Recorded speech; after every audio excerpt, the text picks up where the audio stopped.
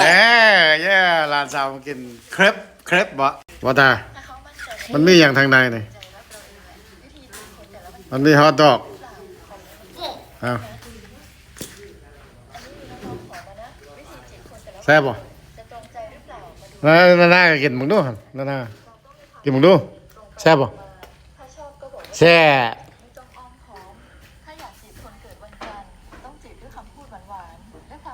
กินยังได้มันอยู่ไปโรงเรียนมาเลยกินขาไก่ ขาไก่มันไม่รู้ บาเฟโลเขาจะขายมันไม่รู้มา1,800 ปีนำแม่นว่ะแซ่บบ่ จ้าคือมันเป็นน้ำน่ะมันเปื่อย จะได้ลุงจะไปซื้อมาให้เด้อโอเคไปเอาไอ้เต็กเนาะโอเคไม่ยังอีกล่ะกินยังอีกน้เท่านั้นเมื่อเท่านั้นบ่ำขนมวันนี้ตอนแรกมากินอันนี้เครปไส้อย่างทางในนี่ปูอันละกันนี่หมูฝอย หมูฝอยพร้อมโอ้อันเท่าไหรฮะ